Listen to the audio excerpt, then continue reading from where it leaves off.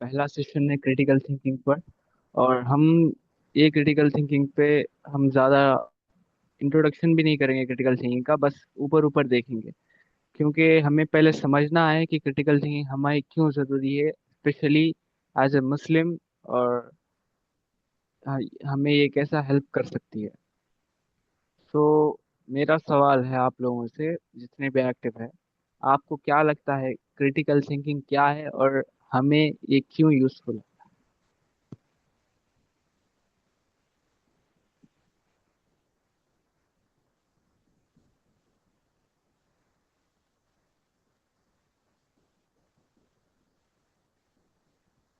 मैं देख नहीं पा रहा हूँ कितने लोग हैं एक्चुअली फिलहाल।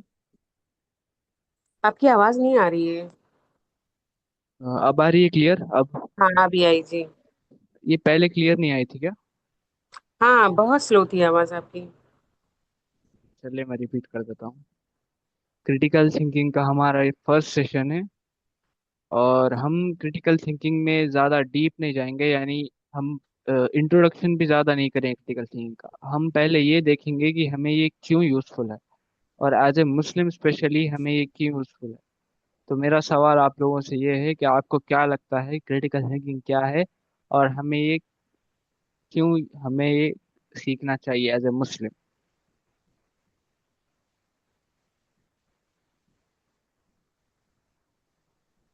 अ, अस्सलाम वालेकुम। वालेकुम अस्सलाम।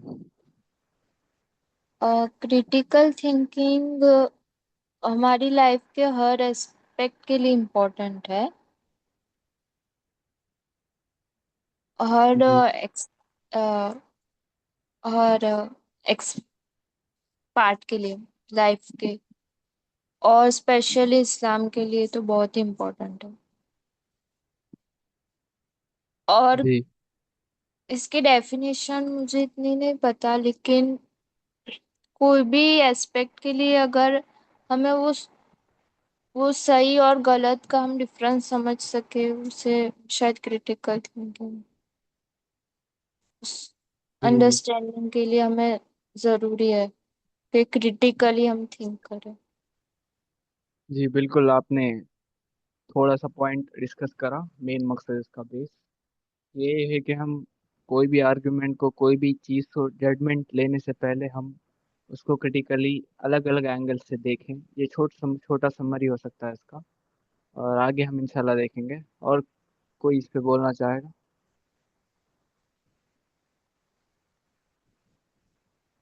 कि क्रिटिकल थिंकिंग हमें क्यों ज़रूरी है, और as a Muslim critical thinking क्या है, और एज ए मुस्लिम हमें क्यों ज़रूरी है?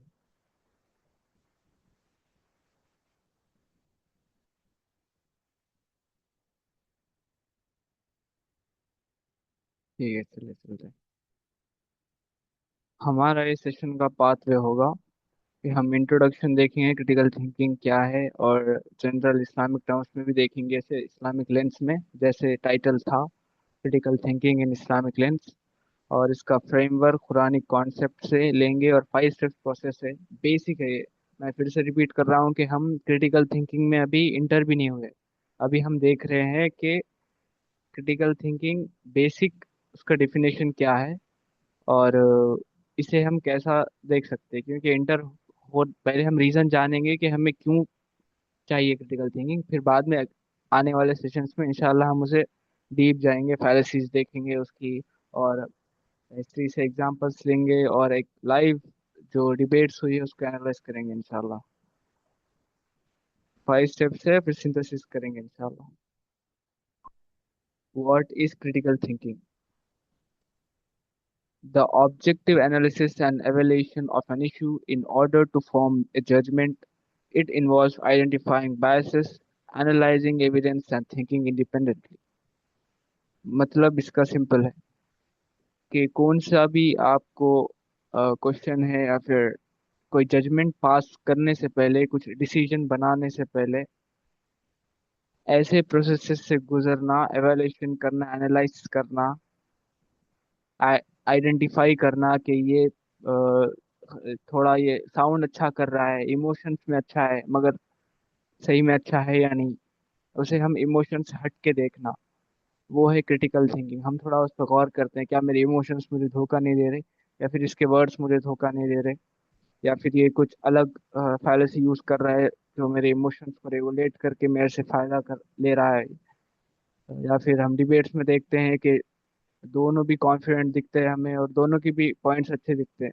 फिर हम मुश्किल होता है कि हमें हमारे इमोशंस कहते हैं कि इसको फॉलो करो, मगर हमारा रीजन कहता है कि इसको फॉलो करो। तो हम कैसे उसको आइडेंटिफाई करें?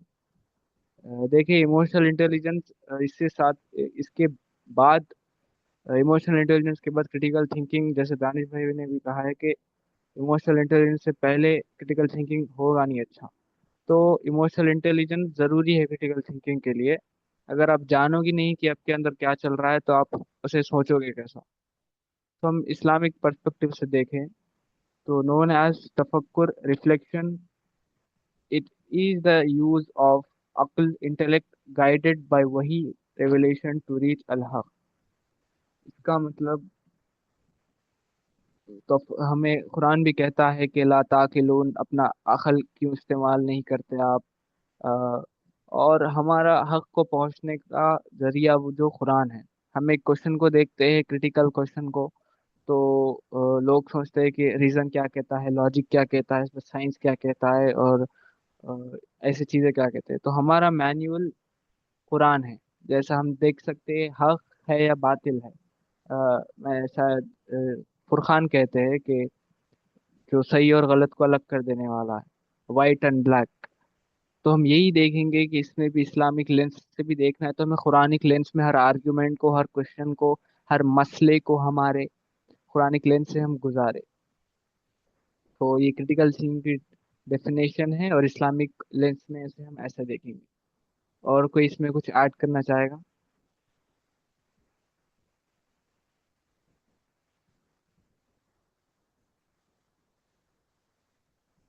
मैं चाहता हूँ कि सेशन इंटरैक्टिव हो ज़्यादा से ज़्यादा, क्योंकि मैं यहाँ लेक्चर ऐसा नहीं दे दूंगा कि बस आप सुनोगे और मैं बोलूंगा।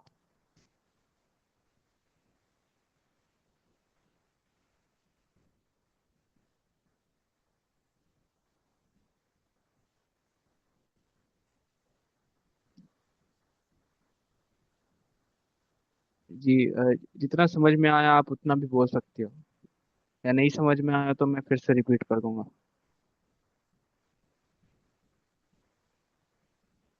हाँ, क्रिटिकल थिंकिंग हम ऐसा बोल सकते हैं क्या कि जैसे ये आ, एक तरीके का माइंड को प्रिपेयर करता है कि वो किसी बायस में ना रहे। मतलब बार बार अपने आप को एक तरीके से कि एग्जामिन करे कि कहीं कोई बायस का शिकार होकर तो कोई डिसीजन नहीं ले रहे या फिर किसी चीज का मतलब ना निकाले।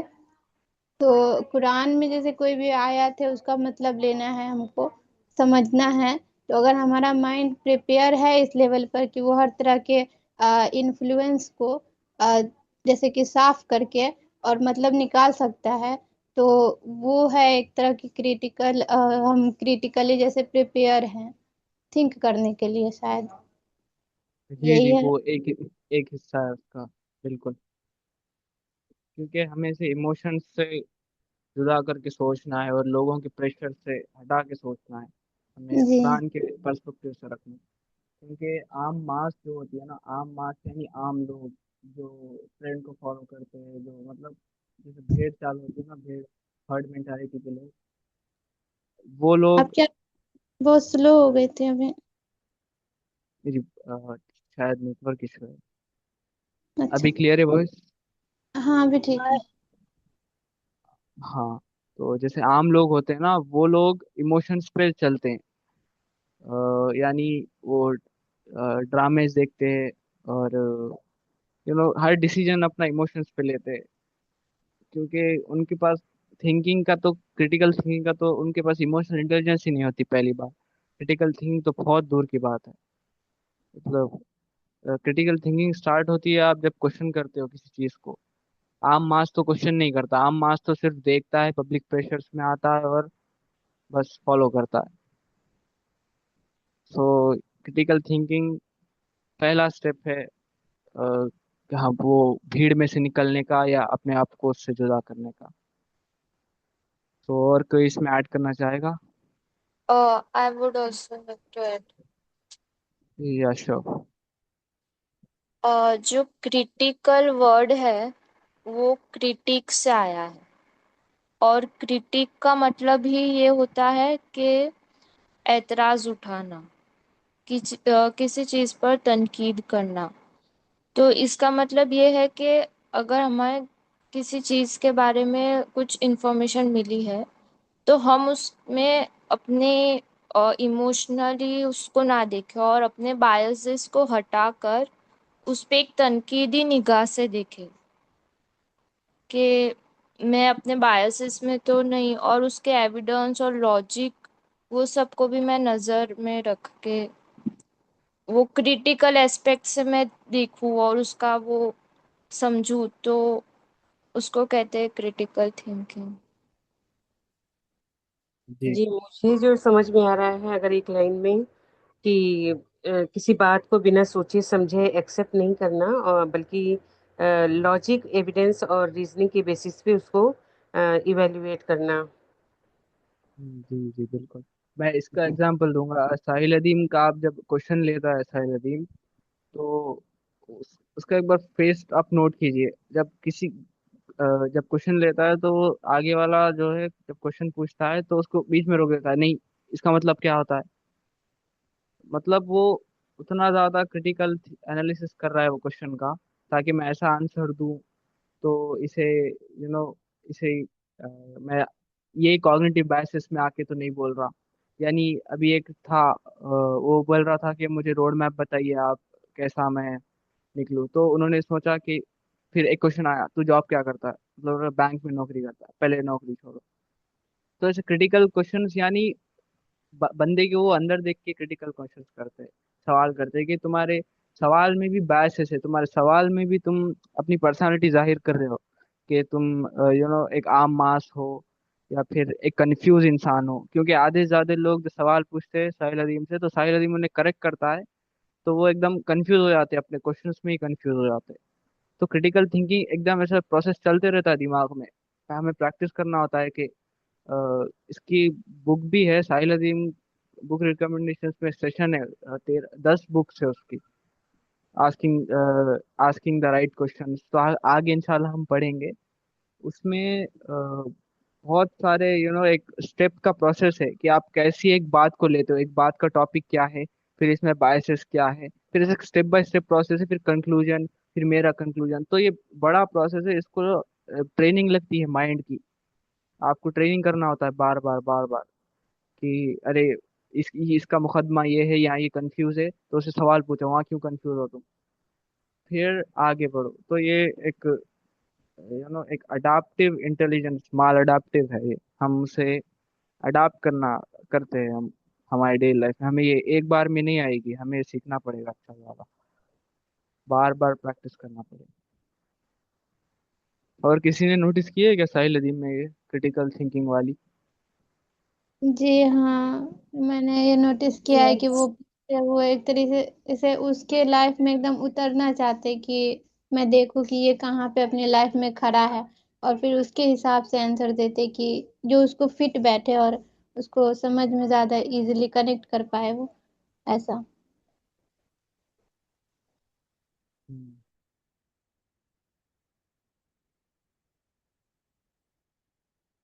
और ये बेहतर रहेगा कि हम इमोशनल इंटेलिजेंस के सेशंस को दिमाग में रख के ये देखें, ताकि हमें और ज़्यादा इसको कनेक्ट करके हम और ज़्यादा यू नो दोनों को एक जगह मिक्स करके इस्तेमाल कर सके हमारे लाइफ में। सेल्फ अवेयरनेस को और क्रिटिकल थिंकिंग ये वाली इसको कनेक्ट करें अपने माइंड में। ये 5 स्टेप प्रोसेस है, structure approach to intellectual worship. First, जैसे कहा है कि फर्स्ट क्वेश्चन है al istifham, challenge the status quo. Islam discourages taqleed, blind following, in matter of truth. The Quran consistently asks, will you not then reflect?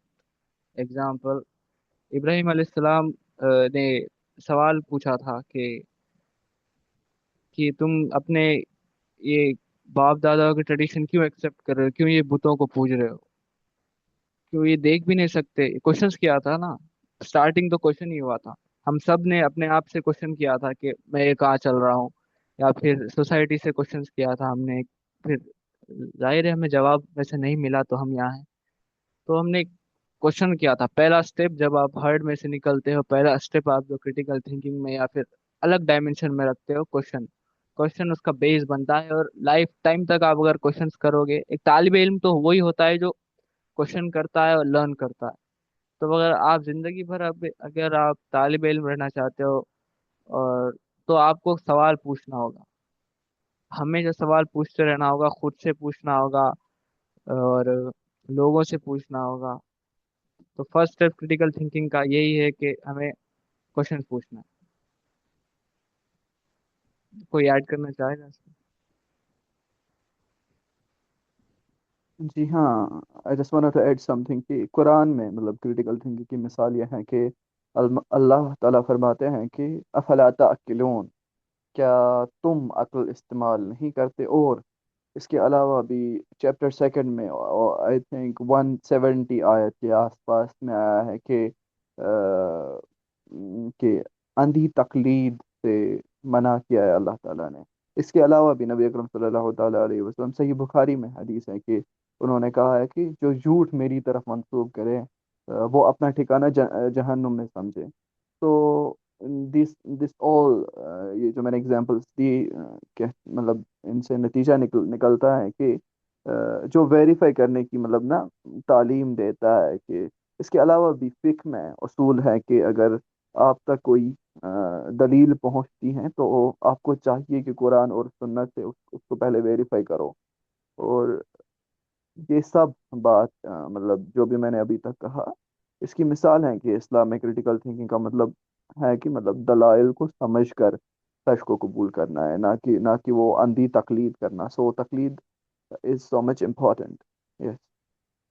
जी बिल्कुल।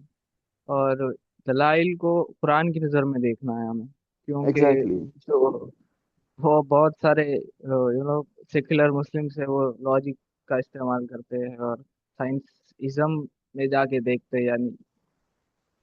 तो हमें, हमारा फुरकान तो हमेशा कुरान ही रहना चाहिए, हक और बातिल का। I think both of them are important.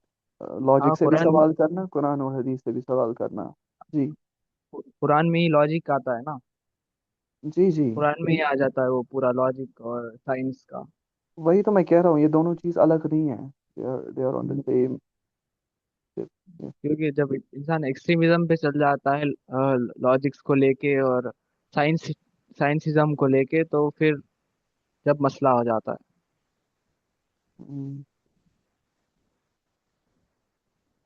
क्योंकि हम कुछ सर्टेन इंफॉर्मेशन ही जान सकते हैं ना, हमें गैब का पता नहीं है अभी कि कुछ पुराने सेशन में मैंने सुना था या मैंने बोला था कि हम इतने जैसे वेव्स होते हैं, आपने पढ़ा है 10th में, हमने वेव पढ़ा है, इलेक्ट्रोमैग्नेटिक वेव्स और हम्म ये वाईफाई के वेव्स समझ लो आप। हम ये नहीं हम्म देख सकते, ये वर्ल्ड इतना बड़ा है, हम आज तक हमने इतना कम डिस्कवर किया है वेव्स के बारे में, 0.000 टू द पावर 10 1, इतने हमने खाली वेव, इतने ही बस हमने डिस्कवर किए अभी तक।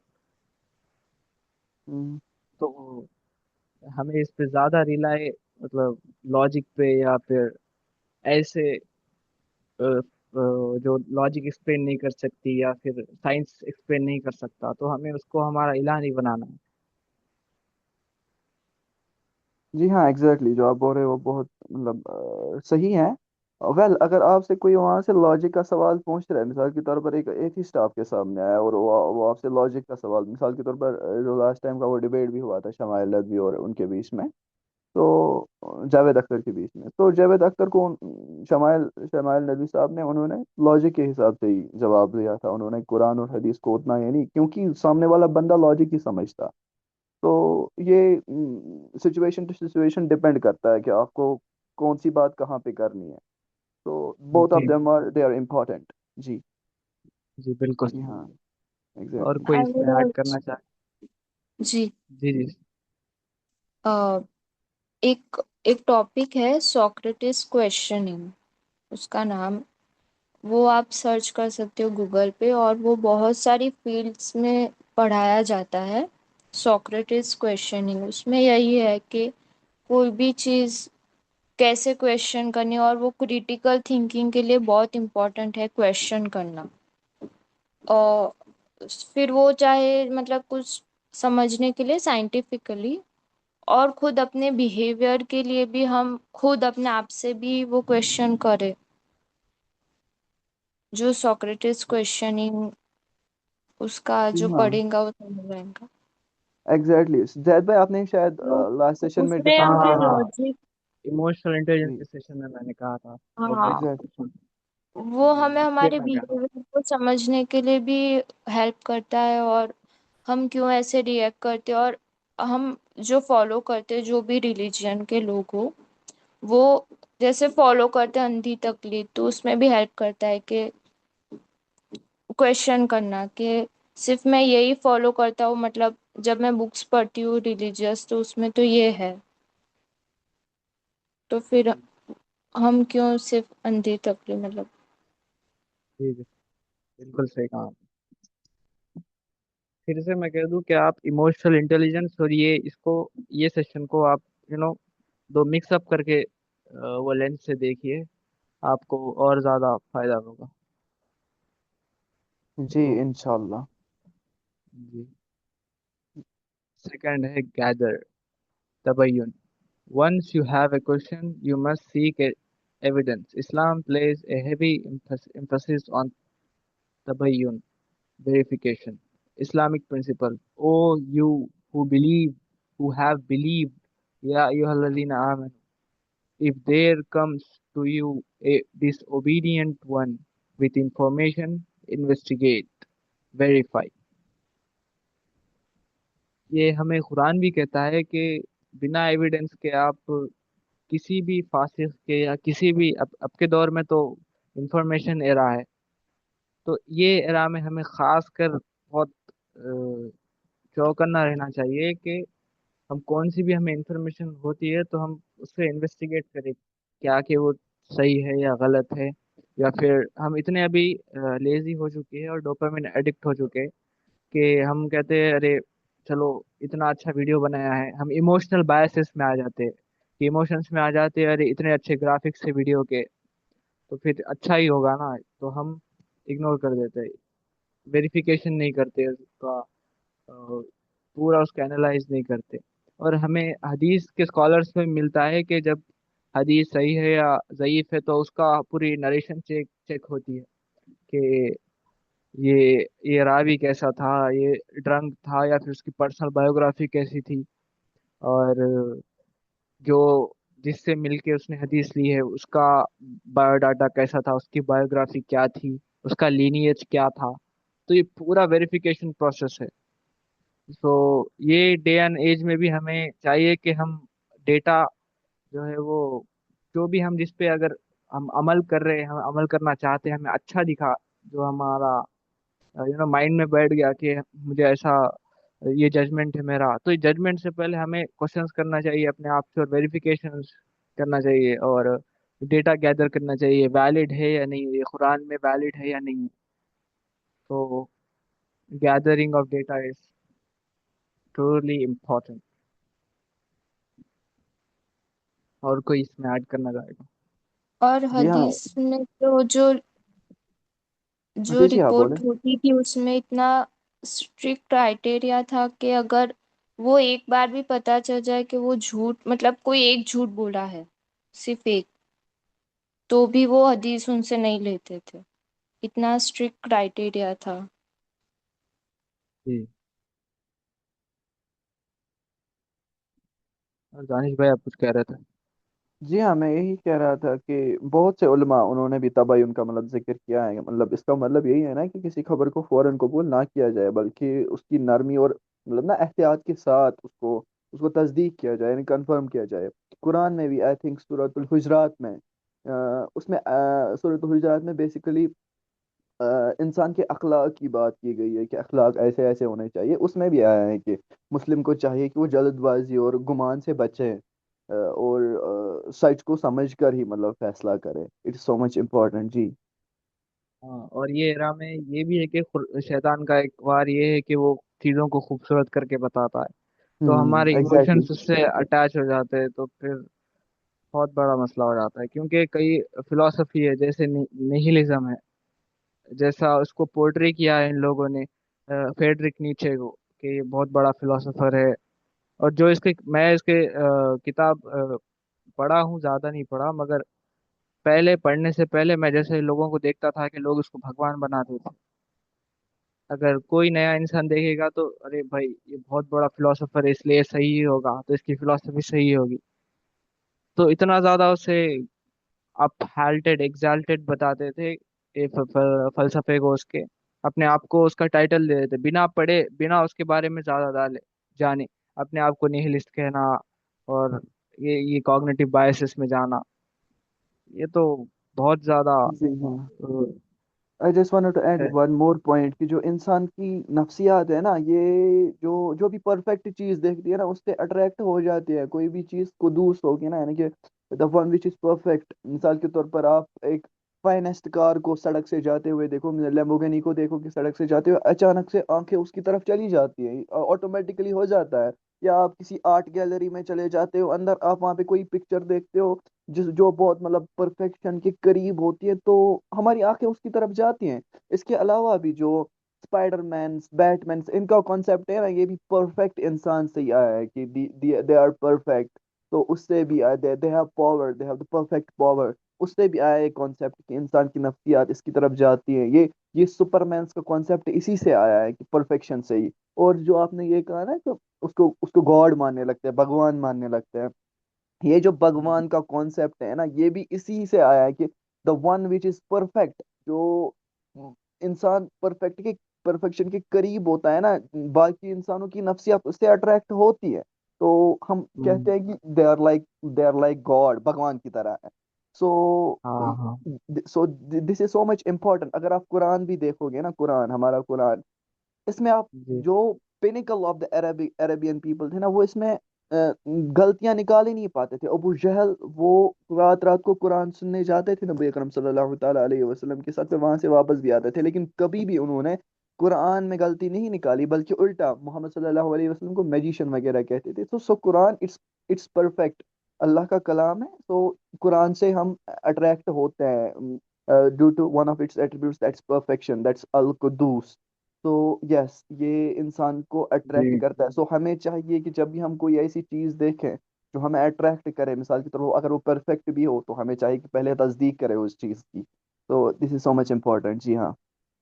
क्रिटिकल थिंकिंग यही है ना कि हम चीजों एग्जैक्टली। के जाहिर पे उसके जज ना करें, हम्म। इमोशंस पे आके। परफेक्शंस में ये भी है कि फ्रॉइड ने तीन ईगो, सुपर ईगो और आईडी इसमें डिवाइड किया है इसको। सुपर ईगो यही होता है कि हम परफेक्शनिस्ट चाहते हैं, हम परफेक्शन चाहते हैं, कि हम परफेक्शन से अट्रैक्ट होते हैं और अपने अंदर भी परफेक्शन ही चाहते हैं, तो इसको भी कनेक्ट कर सकते हैं हम। और ये जो परफेक्शन को एडमायर करना है ना, जो जन्नत में, जन्नत की मखलूक है ना, ये उनका एट्रीब्यूट है। हम जन्नत से ही दुनिया में लाए गए हैं। ये जन्नत वालों का एट्रीब्यूट ही है परफेक्शन को एडमायर करना। सो ये आपकी नफ्सियात है, ये समझना है हमें कि हम परफेक्शन को एडमायर करते हैं, उससे अट्रैक्ट होते तो हैं। सो हमें ध्यान रखना चाहिए।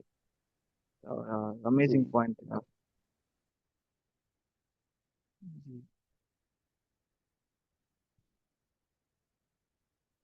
थर्ड स्टेप है apply, Al तदबीक। Using hikmah, wisdom, critical thinking isn't just about collecting facts, it's about applying them with hikmah. Wisdom is putting things in their proper place. A business professional applies Islamic ethics on modern finance, choosing whole investment models based on gathered data about azuri riba. यानी जब आपके पास information आ जाती है तो आप उस पे हिकमत लगाते हो। यानी एक क्वेश्चन है आपके पास जिसका आंसर आप ढूंढना चाहते हो, तो पहले ये दो स्टेप से गुजार के आपको थर्ड स्टेप पे आना है कि आप ये मैं कैसा अप्लाई करूं, अगर ये फ्यूचर में मैं ये करूंगा तो फ्यूचर में इसका क्या हाल होगा। यानी जैसे एग्जांपल था यहाँ पे बैंकिंग प्रोफेशनल का, वो उसने रिबा के बारे में पढ़ा, तो फिर वो अप्लाई करना चालू हो गया था कि मैं जहाँ नौकरी करता हूँ वो रिबा का तो नहीं है। यानी हर अपने अपने लाइफ में लोगों के अलग अलग प्रॉब्लम्स होते हैं। तो कुरान भी क्या करता है ना, रूल्स देता है हमें कि ऐसा परफेक्ट नहीं रहता, हमें रूल्स देता है। तो हमें वो रूल्स के मुताबिक क्रिटिकल थिंक करके अपने जिंदगियों में उसे अप्लाई करना होता है। जैसे मेरी जिंदगी आप लोगों से बहुत डिफरेंट है, आपकी जिंदगी मेरे से बहुत डिफरेंट है। तो हम कुरानिक प्रिंसिपल्स को हम अलग अलग क्रिटिकल थिंकिंग करके उसे हम हिकमत से हमारे साथ यूज करते हैं। और शायद मैं सही हूँ या गलत हूँ कि कुरान को बुक ऑफ द विजडम भी कहा जाता है, हिकमत की किताब। तो ये भी है ना कि यतलू अलैहिम आयात युज़क्किहिम युअल्लिहिम किताब। और इसमें हिकमा, जो नबी सल्लल्लाहु अलैहि वसल्लम आएंगे वो आपको हिकमत भी सिखाएंगे। तो कुरान में बहुत इंपॉर्टेंट एस्पेक्ट हिकमा को भी दिया गया है। और कोई इसमें ऐड करना चाहेगा?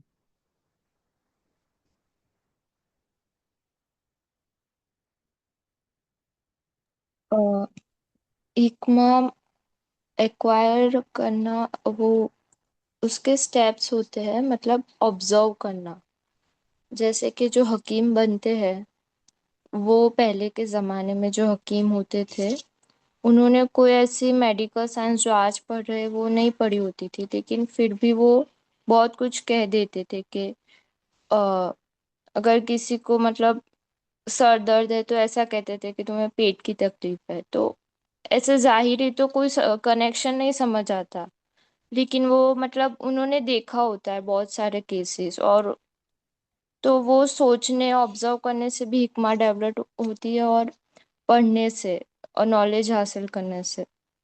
जैसे कि अभी कोई डॉक्टर होते हैं, फिजिशियन, तो वो किसी को देख के ही बता देते हैं कि हाँ मतलब कैंसर जैसे कोई आम बंदा ऐसे चल रहा हो, तो जैसे उसको एक दो प्रॉब्लम हो, फिर भी सब डॉक्टर नहीं बता सकते, लेकिन कोई बोल देते हैं कि हाँ इसको ये वाला कैंसर है। तो वो कैसे, वो भी नॉलेज हासिल करके और ऑब्जर्व करके फिर वो विजडम आती है।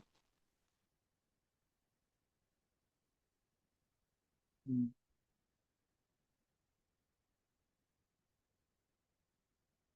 और कोई इसमें ऐड करना चाहेगा?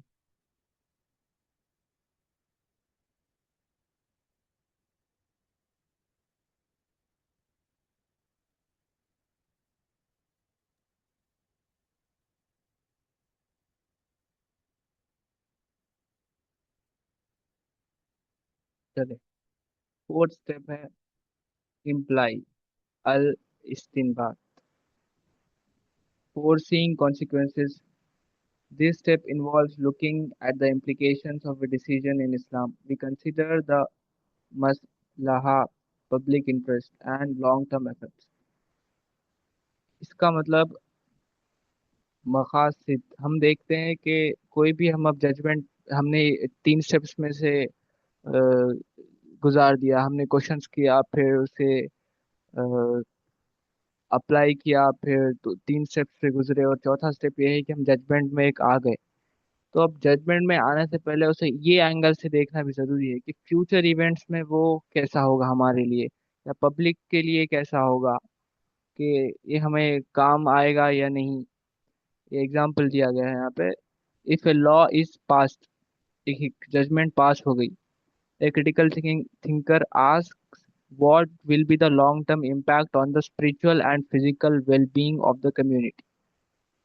इसका मतलब हम ऐसे समझ सकते हैं, हमारे लाइफ में हमने कुछ एक बुरा हैबिट अडॉप्ट किया है, एक बार किया है, दो बार किया, तो हम अभी हमें ज़्यादा उसका इफेक्ट दिखता नहीं है। तो हम ऐसा एवेलुएट करते हैं कि आगे जाके कितना ज़्यादा इफेक्ट होगा वो हमारे पे, या फिर क्या क्या हमारे हमारी आखिरत पे कैसा इफेक्ट होगा, या दुनिया में हमारी लाइफ पे क्या इफेक्ट होगा, कौन से हमें आखिरत में कैसा उसका इफेक्ट होगा। तो हम कोई भी जजमेंट पास करने से पहले ये और एक हम फिल्टर से गुजारते हैं कि लॉन्ग टर्म उसका क्या होगा और लोगों पे उसका क्या असर पड़ेगा। खासकर हमारे लिए तो आखिरत में हमारे लिए इसका क्या होगा, अल्लाह ने हमारे लिए इसमें क्या बोला है। तो ये फोर्थ स्टेप है, कोई ऐड करना चाहेगा इसमें? इस स्टेप को हम लोग क्या कॉन्सिक्वेंसेस बोल सकते हैं कि जितने भी हमारे डिसीजंस है फाइनली जब उसको अप्लाई करने के बाद, जो कि थर्ड स्टेप था, तो उसके बाद फोर्थ स्टेप में हम लोग उसके कॉन्सिक्वेंसेस जानते हैं कि फाइनल एप्लीकेशन के बाद उसका क्या रिजल्ट आएगा, ऐसा। नहीं, हम ऐसे इमेजिन करते हैं, हाँ आप कह सकते हो ऐसा ही। हम इमेजिन करते हैं कि रिजल्ट बुरा आएगा या अच्छा आएगा लॉन्ग टर्म के लिए और पब्लिक ओपिनियन, पब्लिक इंटरेस्ट के हिसाब से। ये तो दुनिया की बात होगी। हम उसका दो भी साइड देखते हैं, अच्छा भी साइड देखते हैं और बुरा भी साइड देखते हैं। अगर हम ऐसे एग्जांपल, एक अपने गेम लॉन्च करने से पहले टेस्टिंग होती है ना, कि कितने कितना ये ज़्यादा चलेगा, तो वैसा टाइप कहाँ का फेल होगा या चलेगा। जब प्रोसेस फिल्टर से जब गुजर जाता है गेम, तो आखिर में जब लॉन्च होता है तो टेस्टिंग होती है। तो टेस्टिंग के लिए ही।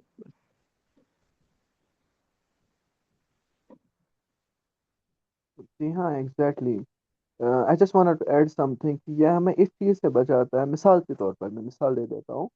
हम तफसीर पढ़ते हैं ना, साहिल सर को भी जी आपको आपने सुना होगा उनको कि वो कहते हैं कि एक ही तफसीर ना पढ़ो, मुख्तलिफ तफसीर पढ़ो, ताकि आप बायस होके एक डिसीजन पे ना हो, क्योंकि जिसने वो तफसीर लिखी होती है वो भी स्कॉलर, वो भी इंसान ही होता है, और इंसान से गलतियां होती हैं। तो अगर हम एक तफसीर पढ़ते हैं ना, हमें पहले ही ये दिमाग में सोचना चाहिए कि हो सकता है इसके कॉन्सिक्वेंसेस ठीक ना निकले। तो हमें मुख्तलिफ तफसीर भी पढ़नी चाहिए ताकि हमें बात अच्छी तरीके से समझ में आ जाए। मैं इसको इस एग्जाम्पल से समझता हूँ कि जो मैंने अभी दी, तो आई थिंक जी एड्रेस हो गया जो मैं बात कहना चाहता हूँ। जी बिल्कुल। अ, तो जी जी बोलिए। नहीं, बस मुझे एक एग्जांपल देनी थी जो मैंने एक बार सुनी थी। सऊदी अरब में एक मुफ्ती थे, बहुत साल पहले मतलब।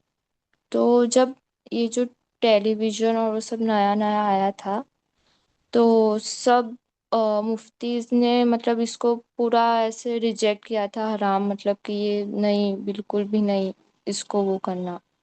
लेकिन वो सिर्फ वो एक मुफ्ती थे कि उन्होंने इसको बिल्कुल हराम नहीं कहा था। कि अ, उन्होंने बोला कि नहीं, इसको आप अच्छे तरीके से यूज कर सकते हो और ऐसा। तो बाकी सब लोगों ने उनको बहुत तनकीद किया था कि आप कैसे ये कर सकते हो, लेकिन उन्होंने वो फोर्स ही किया था कि उन्होंने ऐसा बोला था कि वे ये सब वैसे भी आम हो ही जाएगा। तो अच्छा है कि अभी से उसको सही डायरेक्शन में यूज उसका हो।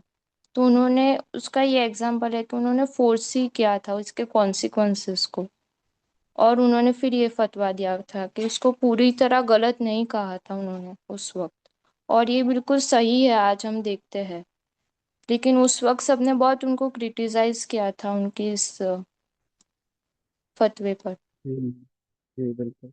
वेल, आप किस बारे में बात कर रहे हो? Just wanted to ask this कि उन्होंने किस चीज़ को हराम किया था? और जैसे ये जो टेलीविजन जब नया नया आया था ना, बहुत बहुत अच्छा, पहले। टेलीविजन को, ठीक ठीक। हम्म। चलिए, अच्छा है ये। ठीक।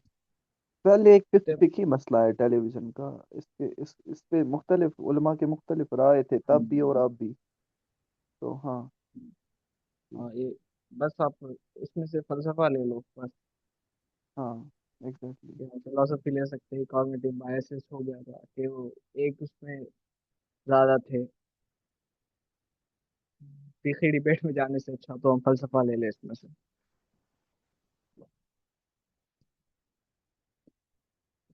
Step 5 explore.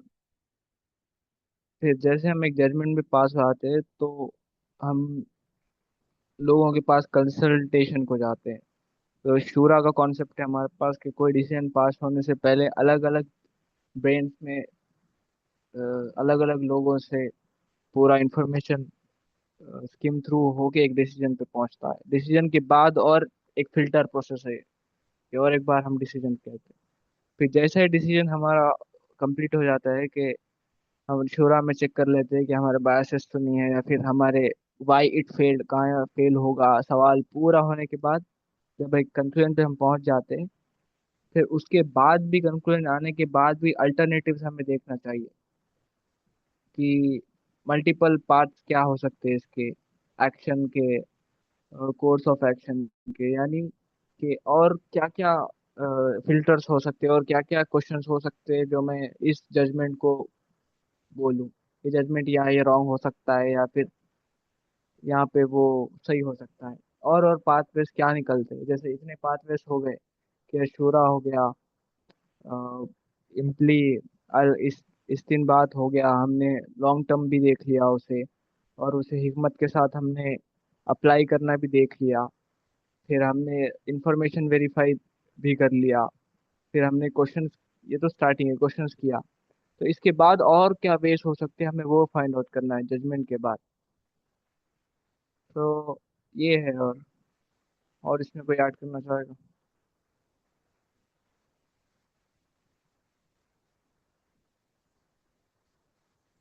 मुझे एक विजडम वाला जो पॉइंट है वो थोड़ा सा समझ में नहीं आया।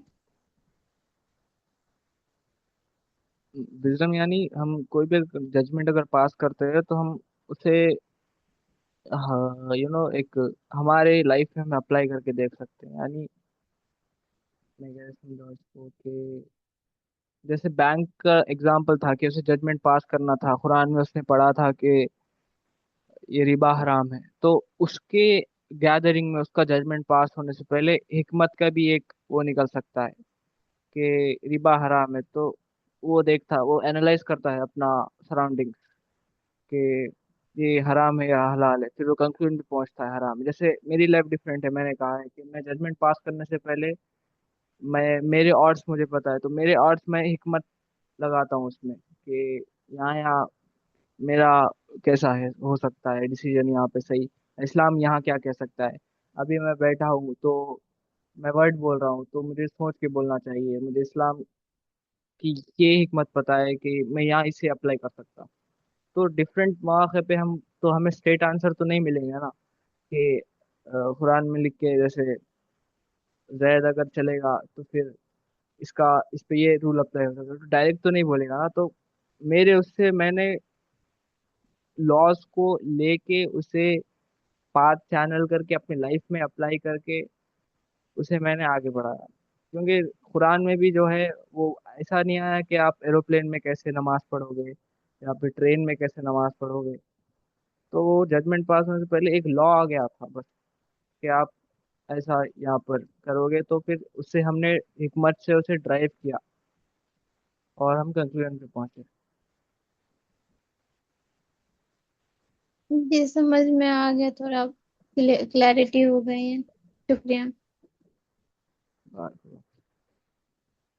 जी हाँ, I just wanted to add something to it कि इस्लाम में ये है कि फैसला मिल बैठ कर किया जाता है। मिसाल के तौर पर अल्लाह ने भी कुरान में हुक्म दिया है कि मोमिनीन को कि मतलब ना वो मशवरे के साथ काम करे। इसके अलावा भी नबी अकरम सल्लल्लाहु अलैहि वसल्लम सहाबा से मशवरा करते थे। मिसाल के तौर पर खंदक का, जंगी खंदक का वाकया, जब सलमान अल फारसी ने खंदक खोदने का हुक्म दिया था। इसके अलावा भी जो जब हज़रत उमर रदी अल्लाह तआला अन्हु ने हज़रत खालिद बिन वलीद को रोमन्स की तरफ भेजा था, तो वो 10 दिन का सफ़र 7 ही दिन में, शायद कि 5 ही दिन में तय करना था, मुझे डेज का एक्चुअल याद नहीं है। वहाँ पे सहाबा इंतजार कर रहे थे, उनका खाना भी खत्म हो गया था, वहाँ से रोमन्स हमला करने वाले थे। तो हजरत खालिद बिन वलीद ने सहाबा से मशवरा किया कि हम इतना सफ़र कम ही दिन में तय कैसे करेंगे। सो वो डेजर्ट में से चले गए, डेजर्ट के बीच में से। अब उनका खाना और पानी खत्म हो सकता था, लेकिन सहाबा एक ने मशवरा दिया कि आप ऊँटों को पहले नमक, जो तंदुरुस्त ऊँट है उनको पहले नमक दे, ताकि उनको प्यास लग जाए। फिर उनको एक साथ बहुत ज्यादा पानी पिलाया गया, और जैसे ही वो रेगिस्तान के बीच में पहुंच गए, तो जो ऊँट है उनको ज़बह किया गया, उनकी जो उनका जो खून है वो घोड़ों को पिलाया गया, यानी कि पानी के तौर पर। और जो उनका मीट है वो सहाबा को दिया गया for energy. So just imagine वो किस लेवल पर जाते थे, और उनकी क्रिटिकल थिंकिंग, इमोशनल इंटेलिजेंस, और वो कैसे मशवरा करते थे सहाबा से। तो ये बहुत ज़रूरी चीज़ है, इट्स सो मच इम्पोर्टेंट। मशवरा करना जी बहुत, और नबी अकरम सल्लल्लाहु अलैहि वसल्लम की हदीस भी है कि जब भी, हमारे लिए भी, कि जब भी हम कोई काम करें तो हमें मशवरा करना चाहिए आपस में। तो हाँ। जी। ये भी हो सकता है इसमें कि अभी लोग बोलते हैं कि अपने गोल्स शेयर नहीं करने, तो हमें मशवरा करना चाहिए, और सब लोगों से तो नहीं करना चाहिए। इमोशनली हमें उतने इंटेलिजेंट होना चाहिए कि किस इंसान से कैसी बात करूं। अगर वो आम बंदा है, एग्जैक्टली। आम माँ से अगर उससे आप अपने फ्यूचर प्लान्स बोलोगे कि मुझे इतना बड़े बड़े फ्यूचर प्लान बोलना है, तो वो देखेगा कि वो खुद नहीं कर सकता, तो आपको बोलेगा कि मैं भी नहीं कर सकता, तो तू भी नहीं कर सकता वो। तो आप शूरा भी जो होती थी ना, तो लोग इंटेलेक्चुअल लोग होते थे उसमें, हरेरा गैरा बंदा नहीं होता था उसमें शामिल। हाँ तो एग्जैक्टली। वही हमें चाहिए कि मशवरा ले तो कुछ इमोशनली इंटेलिजेंट पीपल से ले, हम्म। करियर एडवाइस या फिर आगे कुछ। अगर आप यूट्यूब पे लो है करियर एडवाइस, तो फिर उनका फिलॉसफी अलग है ना। तो आपको ये चीज फैक्टर्स में, ये फैक्टर्स आपको ध्यान में रखना होगा। तो कुरानिक फ्रेमवर्क, अल बसर observation, engaging with the physical world through empirical data and scientific discovery.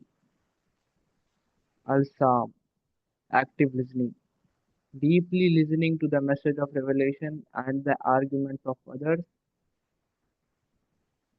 हम जो कंक्लूजन पे पहुंचते हैं, तो हम देख डाटा इकट्ठा करते हैं जो हम देख सकते हैं, यानी साइंटिफिक डाटा, एम्पेरिकल डाटा के का एग्जांपल क्या दूं मैं कि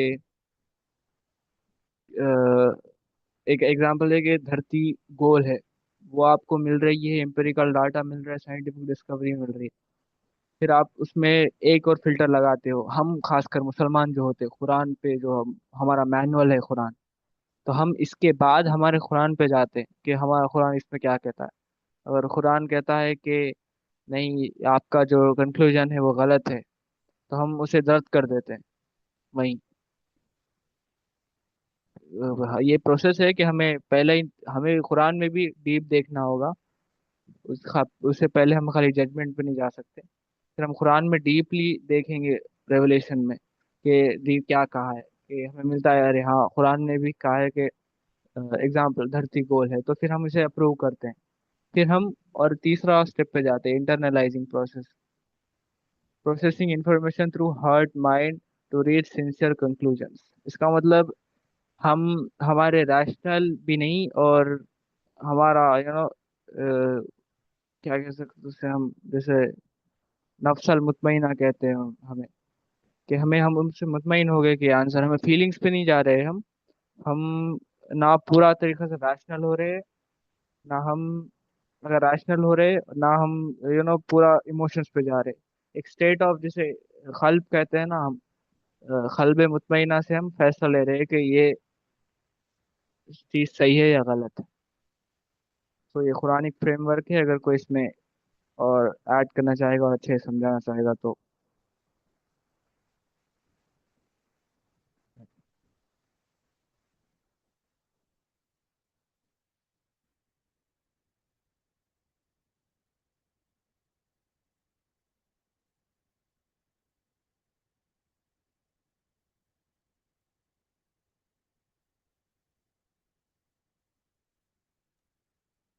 चले। सर भाई आपने ये ठीक से डिफाइन किया है, यू कैन प्रोसीड।